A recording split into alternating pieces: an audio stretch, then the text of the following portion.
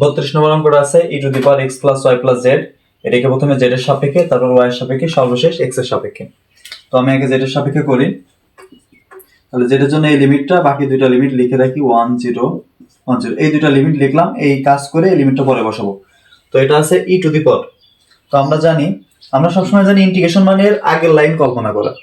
তো e two the power x আছে, e two the power x এর কিন্তু আগের লাইন যে e two the power x, এটা যদি x এর সাপেক্ষেই করি e two the power x ই হয় কিন্তু। তাহলে এর আগের লাইন কিন্তু সেই e two the power x ই ছিল।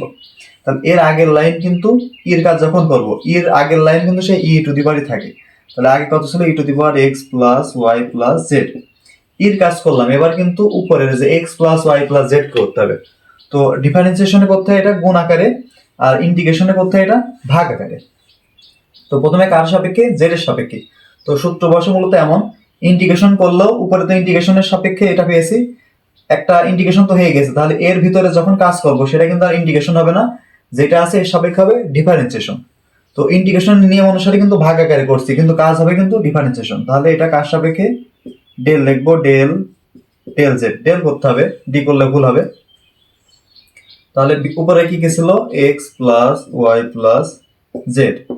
এবার এটার কাজ করলাম, বাকি আছে এবার y dy dx।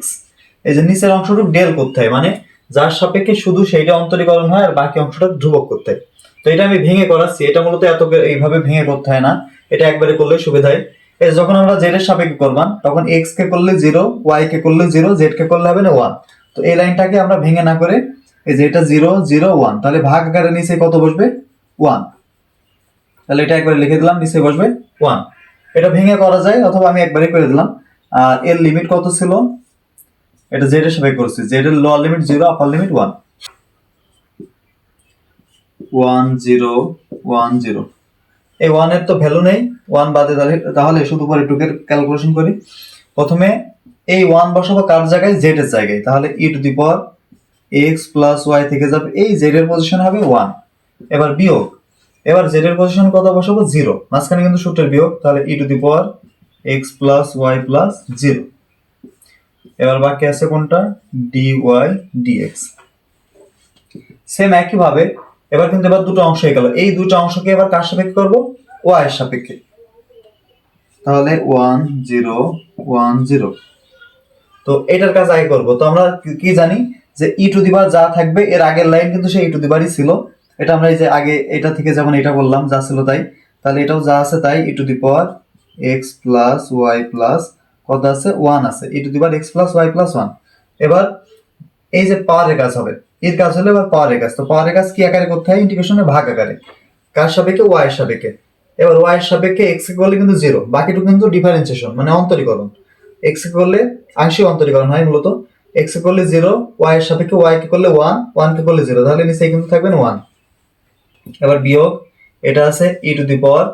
তাহলে এটা প্রথমে এর কাজ হবে, আমরা জানি কি এর আগের লাইন সেই e টু দি পাওয়ার যা ছিল তাই। তাহলে এটাই বসবে x প্লাস y, আর প্লাস 0 আর দেয়া লাগবে না। এবার কাজ হবে কার? ভাগ দিয়ে এবার পাওয়ারের কাজ। তো y এর সাপেক্ষে x কে করলে 0 আর y কে করলে 1, তাহলে 0 প্লাস 1 মানে শুধু 1। তাহলে এর কাজ যখন করে দিলাম, এই লিমিটটা আর এখানে রাখবো না, আমরা লিমিটটা কোথায় দিব? থার্ড ব্র্যাকেটের পাশে। তাহলে আর বাকি আছে কার কাজ? dx। আমি কিন্তু y এর কাজ করে দিলাম। তাহলে y এর লিমিট কত ছিল? 0, আর আপার লিমিট ছিল কত? 1। লিমিটটা বসাই দিব 1 0। তাহলে সর্বপ্রথম এই ভিতরের y এর জায়গায় এই যে এই একটা অংশ দুইটাই y এর পজিশনে কত বসাবো? 1। এই লিমিটটা বাইরে থাক। তাহলে প্রথমে আছে e two the power x plus y এর মান 1 প্লাস এখানে কিন্তু 1 ছিল, মানে এই y এর মান কিন্তু 1 বসাই দিছি। এবার এখনো আরেকটা জায়গায় y আছে, তাহলে মাইনাস দিয়ে e two the power x plus 1। তাহলে যেখানে যেখানে y ছিল, আমি এই দুইটার ভিতরে যেখানে y ছিল আমি y এর জায়গায় 1 বসাইছি। এই যে y ছিল 1 বসাইছি, x প্লাস y ছিল, এই যে x প্লাস 1 বসাইছি। প্রথমে উপরেটা বসালাম, এবার বিয়োগ চিহ্ন দিয়ে নিচেরটা বসাবো। নিচে y এর মান কত আছে? 0, তাহলে y এর জায়গায় 0 বসাবো। তাহলে 0, এই যে মাঝখানে সূত্রের বিয়োগ। তাহলে e টু দি পাওয়ার প্রথমে ছিল x, তারপরে প্লাস y প্লাস 1, তাহলে y এর মান 0 প্লাস 1। এবার আরেকটা অংশ আছে, এখানে মাইনাস ছিল, তাহলে e two the power x plus y এর মান কত? 0। এবার সবার বাইরে এখনো কি আছে? dx। এই কাজটা আমি এবার উপরে করি, ক্যালকুলেশনটা এখানে করি 1 0 এই লাইনটা থাকছে তাহলে e to the power x plus one plus one, তাহলে e to the power x one plus one একবারে টু লিখলাম, minus e to the power x plus one যা আছে তাই লিখলাম এক্স প্লাস ওয়ান, এখানে একটা মাইনাস আছে তাহলে মাইনাস এটা গুণ করে দিই, তাহলে minus plus minus minus e to the power x, এখানে এক্স আর এখানে প্লাস ওয়ান, তাহলে এক্স প্লাস ওয়ান, আবার এখানে মাইনাস আর এই minus minus minus plus e to the power x. কাজ করতে হবে এখন কার সাপেক্ষে, এক্স এর সাপেক্ষে। একই রকম জিনিস আছে কিনা দেখি, এই যে দুটো কিন্তু একই রকম জিনিস, তাহলে এটাও মাইনাস একটা এটাও মাইনাস একটা, তাহলে একবার লিখবো এটা মাইনাস দুইটা, 1 0 e to the power x plus 2 minus 2 to the power x plus 1, একটা আর একটা দুইটা করে দিছি, plus e to the power x dx। তাহলে ঠিক আগের মতনই এটার কাজ করবো, এবার কার সাপেক্ষে, x এর সাপেক্ষে। তাহলে এখানে যা ছিল তাই লিখবো, কারণ e to the power এর আগের লাইন এটা। এবার নিচে কত আসবে না, x কে x এর সাপেক্ষে করলে 1 আর 2 কে করলে 0, তাহলে নিচে কিন্তু আসে 1, 1 প্লাস 0 মানে 1, minus 2 e to the power x plus 1, মানে e টু দি পাওয়ার কে করলে যা থাকে তাই, এবার পাওয়ারে কাজ করতে হয় ভাগ আকারে, তো ভাগ আকারে পাওয়ারে কাজ করলে x কে x এর সাপেক্ষে করলে 1 প্লাস 1 কে করলে 0, তাহলে 1 প্লাস 0 মানে একবারে শুধু 1, অথবা দিলেও হবে না দিলেও হবে, এটাই যে একবার সূত্রে আছে e two the power x এর আগের line e two the power x ছিল, x কে x এর সাপেক্ষে করলে 1। এবার লিমিট আছে কার, x এর মান 0 আর 1, তো এই নিচের 1 ভাগ আকারে 1 কিন্তু দেয়া লাগে না, তাহলে এটা আমি পরবর্তী লাইনে আছে আবার লিখে এটা বাদ দিয়ে লিখতে পারি, অথবা এই লাইনে আমি মুছে দিলাম।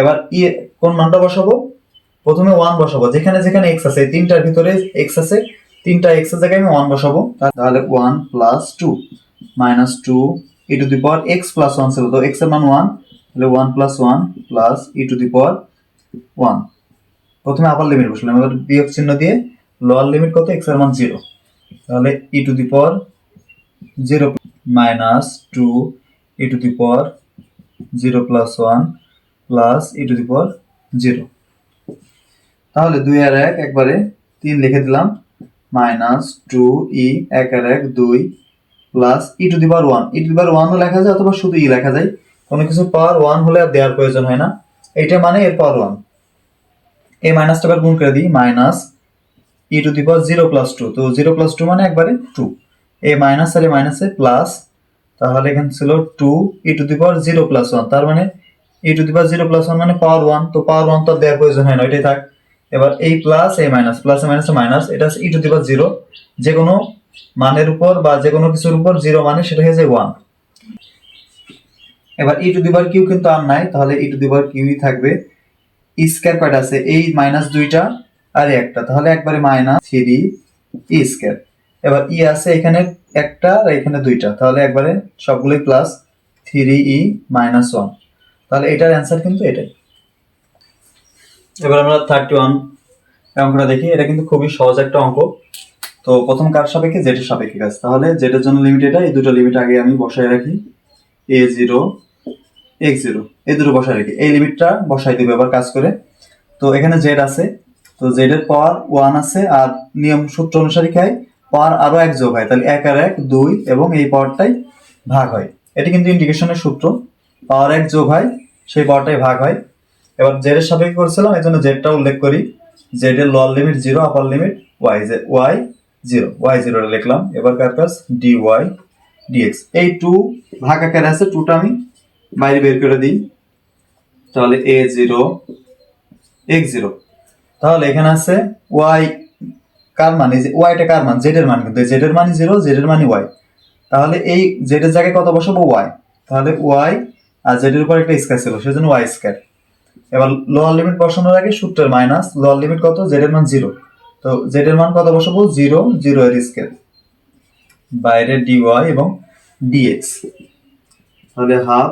এবার খেয়াল করি এই 0 তো ভ্যালু নেই, তাহলে এখানে কিন্তু শুধু আছে y স্কয়ার, তো y স্কয়ারকে আমি y এর সাপেক্ষে এবার করে দিই, তাহলে এই লিমিটটা a0 থাকবে, যেহেতু কাজ করব তাহলে এই y এর জন্য লিমিট তো এটা, এই লিমিট আমি পরে বসাবো, তাহলে y স্কয়ার রয়েছে, তো y এর সাপেক্ষে যখন করব তখন সূত্র কি, পাওয়ার আরো 1 যোগ হবে, তাহলে পাওয়ার আর 1 যোগ হলে কিউ এবং সেই পাওয়ারটাই ভাগ হবে, পাশে বসাতে হবে কোনটা, y এর লিমিট কত, একটাই 0, আর আপার লিমিট কত, y এর জায়গায় কত বসাবে, x, তো প্রথমে ওয়াই এর জায়গায় এক্স বসাবো, তারপরে বিয়োগ দিয়ে ওয়াই এর জায়গায় 0, সবার শেষে আবার ডিএক্স আছে, যে এটা আছে। এই 3টা বাইরে বের করে দিই, তাহলে 3 আর 2 বাইরে আসছে 1/6 a0। তাহলে প্রথম এই ওয়াই এর মানই কিন্তু এক্স, তাহলে এই ওয়াই এর জায়গায় কি বসাবো, এক্স। তাহলে হবে প্রথমে এক্স কিউ, এবার বিয়োগ চিহ্ন দিয়ে ওয়াই এর জায়গায় কত বসাবো, 0, পরবর্তীতে 0 কিউ, সবার বাইরে কোনটা থাকছে, ডিএক্স। এবার কিন্তু এক্স এর সাপেক্ষে করে দিলে হবে, কারণ এই জিরোর কোনো ভ্যালু নেই, শুধু থাকছে কিন্তু এক্স কিউ। তাহলে বাইরে 1/6 আছে এক্স কিউ। তাহলে নিয়ম অনুসারে পাওয়ার আরো 1 বাড়বে, তাহলে 3 আর 1 4, এবং সেই পাওয়ারটাই ভাগ হবে। লিমিটটা কত, এক্স এর লিমিট 0 এবং এ। সবকিছুর কাজ শেষ, এটা শুধু লিমিট বসাই দিই 1/6। তাহলে এ এক্স এর মান প্রথমে কত বসাবো, এ, তাহলে এক্স এর জায়গায় বসাবো আমি এ, তাহলে a⁴। আচ্ছা, এই 4টা আমি বাইরে বের করে দিই, তাহলে 1/6 রয়েছে, আর এই 4 বাইরে বের হলে 4 ছক একবারে 24 লিখে দিই, 1/24।